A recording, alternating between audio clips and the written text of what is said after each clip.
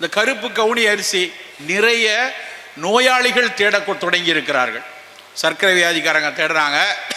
அத்தனை புற்றுநோயாளிகளும் இதை வாங்கி கஞ்சியா சாப்பிடலாமா அப்படின்னு யோசிக்க ஆரம்பிச்சிருக்காங்க. ஆனால் அதை தாண்டி ஒவ்வொருத்தர் வீட்டிலும் தினசரி ஒரு பிடி நம்முடைய சோறு இருக்க வேண்டும். சீனாவில் இது தடை செய்யப்பட்ட அரிசி.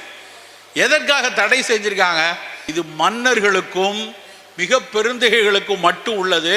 மற்றவங்கெல்லாம் சாப்பிடக்கூடாதுன்னு, பயிரிடக்கூடாதுன்னு திபெத்திய மன்னர்கள் பர்மிய மன்னர்கள் ஒரு காலத்தில் தடை செய்து வச்சிருக்காங்க. அத்தனை அரிசிகளில் இதுவரை கண்டறியப்பட்டதுல மிகச்சிறந்த மருத்துவ குணம் கருப்பு கவுனி அரிசிக்கு மட்டும்தான் இருக்கு. அதுல இருக்கக்கூடிய அந்த கருமை நிறத்திற்கு பின்னால ஆந்தோசைனின்ஸ் அப்படின்னு ஒரு சத்து. அந்த ஆந்தோசைனின்ஸ் ஒரு சாதாரணமா இருக்கக்கூடிய ஒரு அழற்சி, இன்ஃப்ளமேஷன் சொல்லக்கூடிய அழற்சியிலிருந்து புற்றுநோயில் ஏற்படக்கூடிய அழற்சி வரைக்கும் தடை செய்யக்கூடியது இந்த கருப்பு கவுனி அரிசி.